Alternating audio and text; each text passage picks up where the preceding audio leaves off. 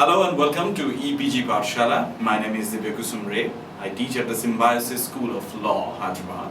I handle English over there, and as a part of that curriculum, I teach both language and literature. Before I go into the details of this module, let me just state the objective as such that we basically have to do in this session. Remember, in this particular lecture, we are handling two objectives. One is to go by the famous Bengali dramatist Badal Sircar, and Badal Sircar had written a play called Michhil or Procession.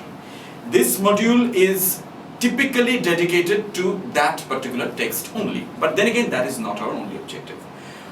Another objective is to understand through this play what was Badal Sircar's A. politics, B. style. Remember, when we're talking about Badal Sircar, what we must understand that the particular time that we're talking about, which is basically the mid-70s, when playwrights, especially important playwrights, were writing their immortal creations, they were always driven by their own political agendas. Now, it is another thing what was their political agenda, whether they're supportable or not. That is not the question here. The question is that we need to go into a deeper sociological and textual analysis of the play Michhil, Procession, and Badal Sircar as a playwright. So without further ado, we shall start. One thing we must understand is that Badal Sircar, the persona, is not separate from his play. So whenever we are talking about the play, we must start with Badal Sircar and some usual snippets about his personal life as well.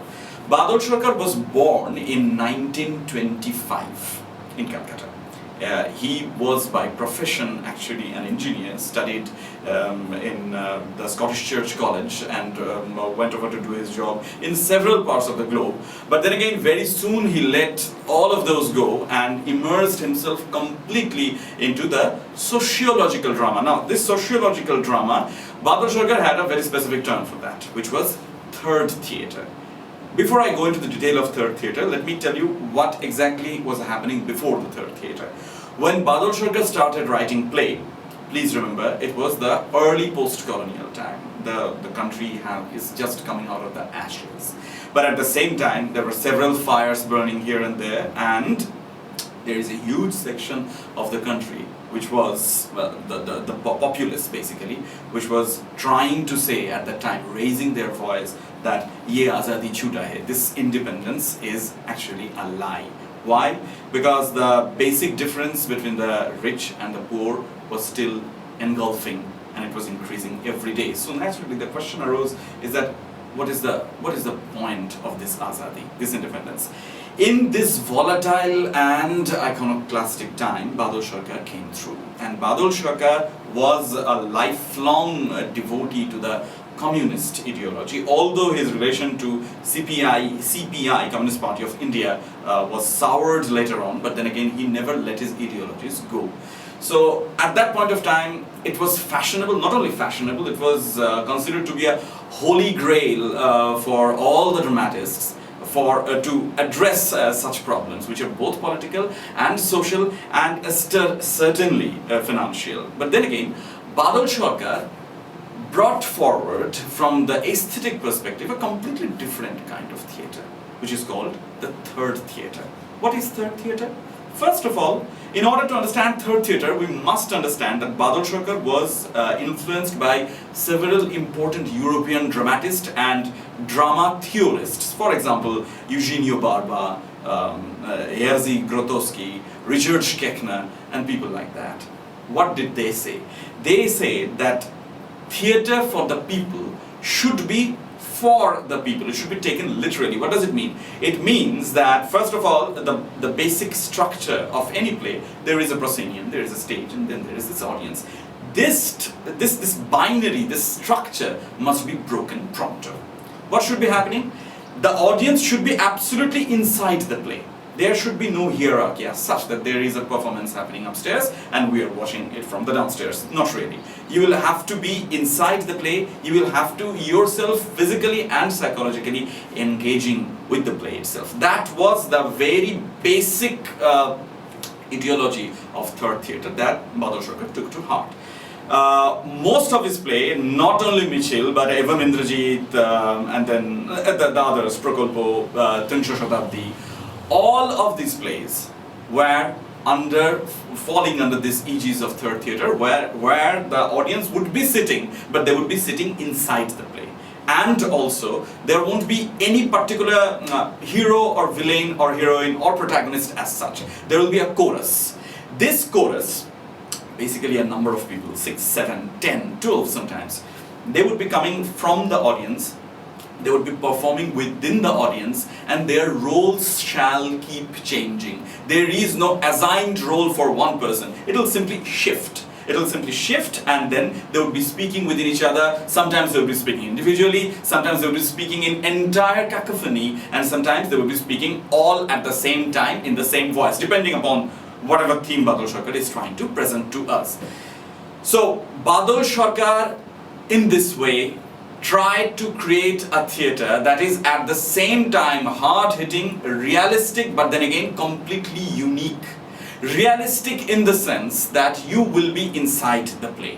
Whatever is happening in the play, whatever is happening in the text itself, you are experiencing it. And this is how Badal Sircar, at least he hoped, that the audience shall be more sociologically, aesthetically, and theoretically active. But then again, if I go into a little bit of detailing regarding this particular play, Michhil or Procession, which was first staged in 1974 and took the entire theatre world in Bengal by storm, then maybe such points will be a little clearer. Michhil, or the Procession, actually starts from no point. What I mean by that? It doesn't have a story. It starts from somewhere, it ends somewhere, but it completely refuses to tell a story. Remember this, whenever Badal Sircar is writing, very common people, subaltern class, downtrodden class would be always present in his plays. And the plays shall end with a kind of hope. Why am I saying a kind of, I'll explain later, but then again it's with a kind of hope that the days shall change. But then again there is no surety that it will, because the other side, basically the oppressive side, the political side, the villainous side are always very, very strong, much stronger than this dissent. So naturally, Michhil starts from a portion where there is a killing on stage. A killing, no bloodshed, no violence. Remember, there is no stage prop as such, there is no background as such even. There is a boy dying on stage. He's screaming, he's calling for help. Although this boy dies on stage, ever and ever we'll be seeing as the play progresses that the boy is constantly coming back to life. Whether he has really died, whether the death is absolutely symbolic, whether he is coming back as a ghost or as a real person, all these things are not explained. Badal Sircar does not take it upon himself to explain things to the audience. You will have to make your own decision. But let us go on with the play. Whatever was happening at that time is, it is a history. It's the history of post-colonial India. The boy dies out of some stray violence that was happening. That might be anything. That might be political, that might be religious, that might be social, but the small boy dies. It screams, and the scream can be heard throughout the theatre, throughout the stage that the audience was also setting in. Then, from the audience, several chorus members, 6 chorus members, to be very precise actually, they would be coming forward and they would start to give you a lecture, not exactly a lecture, in different manner. For example, they would be in different parts of the stage, speaking to different set of people, different set of the audience. And by the time the play is going on, we never know who is the audience really. Who is the audience and who is the... And naturally, supposing if you are the audience, you really don't know whether the person sitting beside you with rapt attention is actually an actor or an audience. All of a sudden, that guy simply might spring from his chair and then again start giving a lecture. So the lecture would be the country, although the country's name is never taken, but we shall assume that it's India. The country has gained its independence and a new politics is on the motion, but then again, there is really no change. The same British oppression is still going on, maybe by the brown people now, but then again, oppression doesn't have any color. Now there comes another individual character, and this individual character was played regularly by Badal Sircar himself as as long as he was able to, is an old man, once again nameless. The old man comes through with a lot of nostalgia in his eyes. Those days when we started our procession, when we started our Michhil, when we started our politics of the new era, we thought everybody would be fantastic. We'd be having a new dawn, everybody would be having their own roti kapra and makan and everything. But then again, this minimum sustenance was not given to us, and we are angry now. But then again, I am old. What is happening to the new people? What is happening to the boys? What is happening to the children who are supposed to be taking this entire thing forward? For example, they are saying, Ram Nam Satya, for example, bringing a very serious religious tone inside, saying that the ultra-Hindu fascist party is on the rise. On the other hand, somebody is saying that the Muslims are no less belligerent. Then there are, from their mouth only, they would be making the sounds of, let's say, weapons, guns, and then animal sounds, as if everything is going down into a cacophony. And the whole stage shall go dark, it will sometimes be lighted, and we will see that through these people, these other 6 people, 2 individual characters, one is the boy and the other is the old man, is trying to run, they are trying to negotiate, they are trying to speak, but at the same time, all of their pleas, all of their dialogues are falling into deaf air. At the end of the play, and remember it's a kind of a short play, at the end of the play, the boy is killed once again. There is a mob, there is an angry mob that kills the boy, and the boy is lying there, dying basically. The old man comes up to him and takes his hand and says that, please rise, do not die, because there is a new dawn coming and I can hear it. And he takes that boy in his arms, sits on the proscenium and looks towards the unseen horizon and says that I can hear the voice of the new people, I can hear the voice of the new generation that shall bring the country forward, but then again, I don't know when is that going to come. And then there is a music, and then there is drop scene, the play ends. I hope I can make you understand how difficult the play is actually to digest. First of all, it is completely subverting our idea what a play should really be like.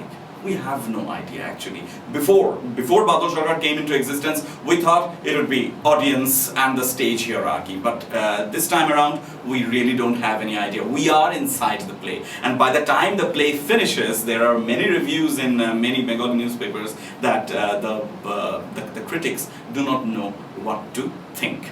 But then again, to summarize the entire point, let us go back a little and let's say Badal Sircar invented this whole scenario of third theatre, and it was adopted by many other people later on, saying that theatre should be for the people. Not only the people like us, for example, people of a certain privileged background. Not really. It should be for the people who do not go to theatre, who do not come to the theatres because they don't have the sustenance to do that. They don't have the luxury to do that.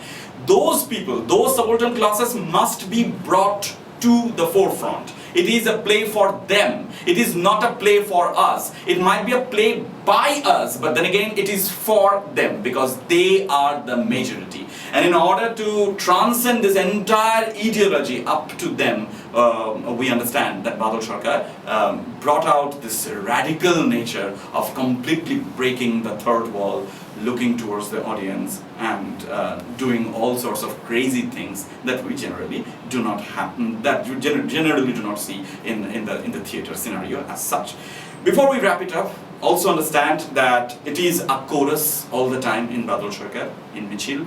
All the time it's a chorus. Sometimes individual characters shall appear, but then again their roles shall be changing. One old man doesn't mean one particular actor. It might mean several other actors playing the same old man. That also gives us a sense that whoever is playing whatever on the stage, that might be anybody. That old man or the boy, is he the only person who died? That boy over there killed. Is he the only person to be killed? No, not really. Same thing with Badal Sircar is that is not the only person. It is just a symbol, a symbolic representation of the countless victims that gave their life in order to bring a better tomorrow. Badal Sircar has written many plays. I personally would suggest for future references one single play of his, which is basically another fantastic representation of the theatre. It is called Evam Indrajit and Indrajit. It is available in English translation and very famous throughout the country and beyond. Actually, I think it's quite clear by now that this play is politically motivated. But at the same time, I think, if we look a little bit closer, we will understand that Badal Sircar, unlike Utpal Datta, about Utpal Datta we will be reading about in a separate module, unlike Utpal Datta, he is not pointing his finger towards a particular brand of politics. What he is basically interested in is ideologies. Ideologies and their conflicting ideas. For example, Badal Sircar once did this play, which is based on the very famous novel by Howard Fast, Spartacus, and he takes the entire scenario back to the ancient Roman civilization, where there is a slave rebellion happening at the time.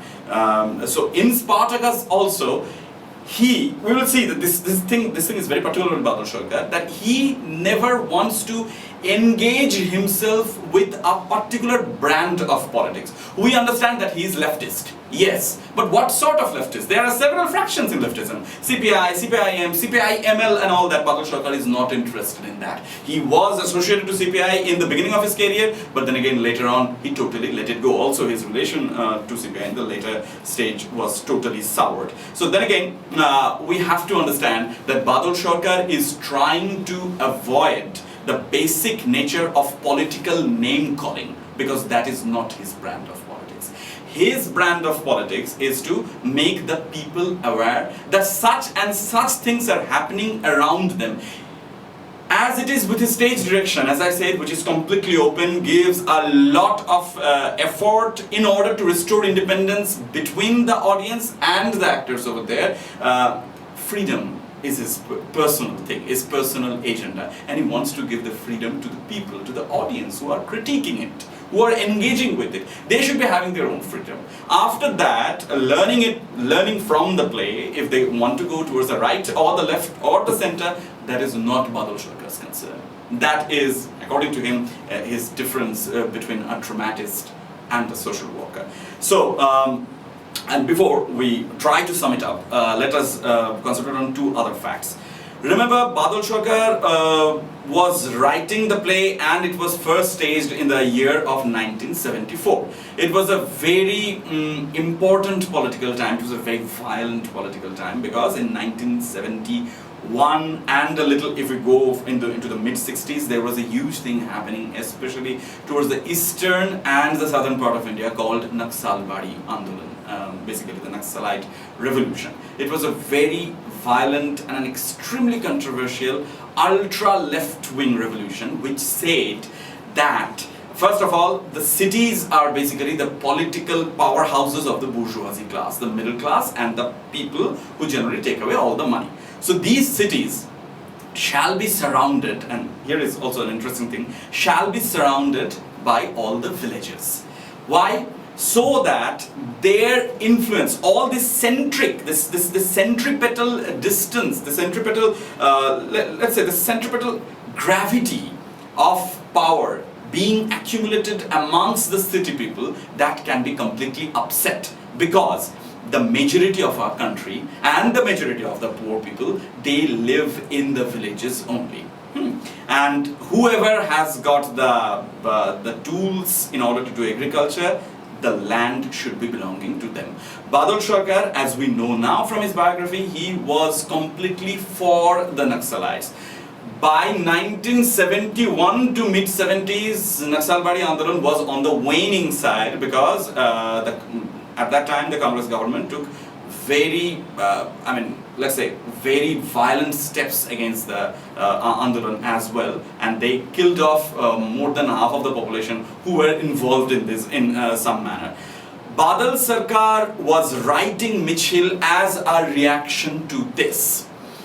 But remember this, Whenever I'm saying that Badal Sircar was a leftist or he was in sympathy with the Naxalbari revolution, does not mean that Badal Sircar is basically shutting his eyes and shutting his ears and just going with the flow. No. Why? Because there is a point in Michhil which starts from this. For example, in the post-colonial time, 1947, they start saying after the independence has been begotten, after the people started thinking that they have been shortchanged financially, they went towards leftism. And then they started saying this nara, this slogan, "Ye azadi chuta hai, bhula mat, bhula mat." They start saying this, the entire chorus. And then it slowly turns towards gibberish.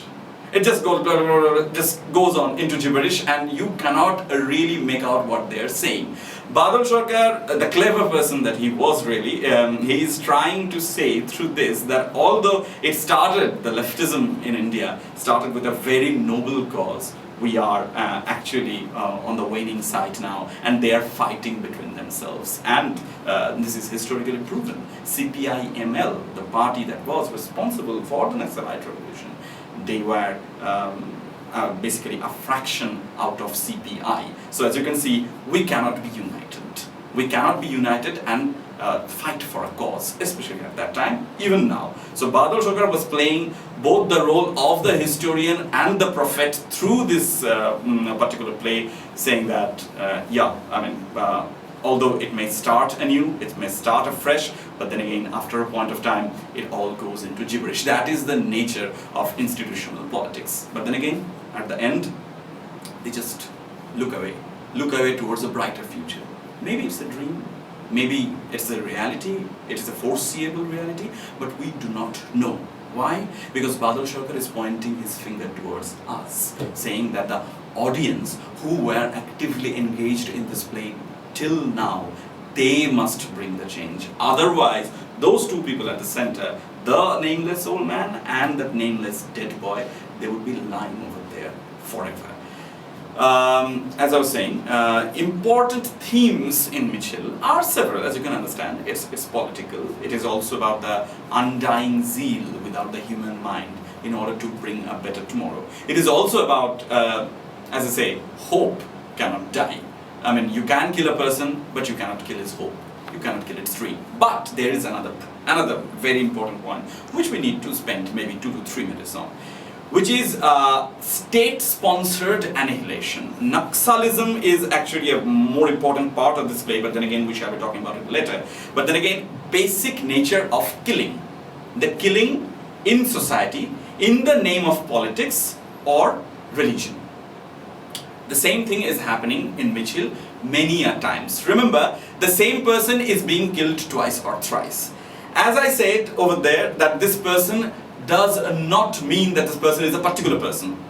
He has a name. Actually, he doesn't have a name. It might not be a gender-specific existence as well. It might be a boy on the stage, but at the same time, it might be a girl on the stage as well. Remember, this is actually a legion. It is many. The crowd doesn't have a face. Like in Greek theatre, the chorus would be wearing only masks on their faces. In the same manner, the boy is nameless and faceless. The only reality that haunts us throughout the play that he dies. And his dying is the only truth about the annihilation of his existence. Our question is that, and the point that I wanted to focus on, is that how he dies. He dies at least twice. Sometimes in several versions of the play, it might be thrice as well. How? First of all, he dies out of famine, out of hunger.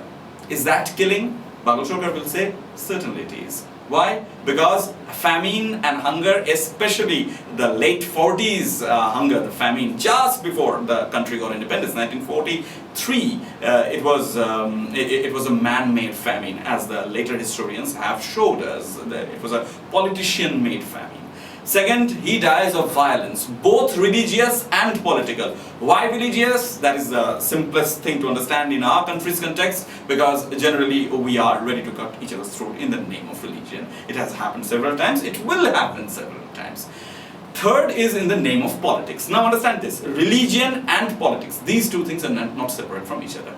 Religion, if it only meant like worshipping the god, then it would have been something else. But then again, religion is an industry. And Badal Sircar tries to point his finger towards this industry that is very much intricate within the rubrics of politics.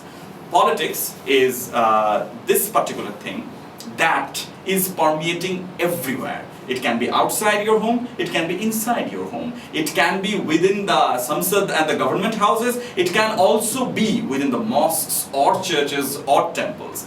So naturally, when a person is falling victim to this violence purported by politics or religion, please understand that Badal Sircar is treating these two things interchangeably. Politics and religion are basically side of the same coin. Does not mean that he is advocating that all the religions should be banished and all the politics should be gone, because then there is nothing really. A person cannot exist in isolation. But we should remember these 2 points. Wrapping it up, I think it is understandable that Badal Sircar was an extremely radical political figurehead, and he brought politics into his play, but in a curious manner. And also remember, third theatre is a certain phenomena that changed the face of Bengali theatre, actually pan-Indian theatre, all over. And Badal Sircar took his entire troupe from here to the other places, traveled globally, and it drew attention and controversy like magnet, whatever he was trying to do.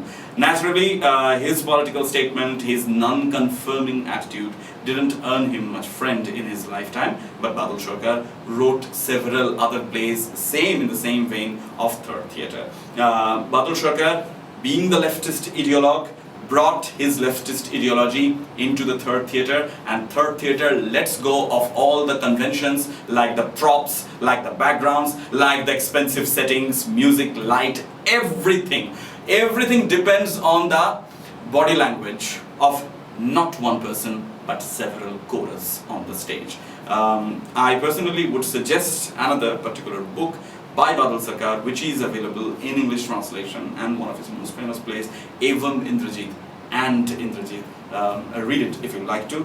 Now for the other particulars, if you want to know more about this, then you can take help of the e-text and the learn mode that have been given to you.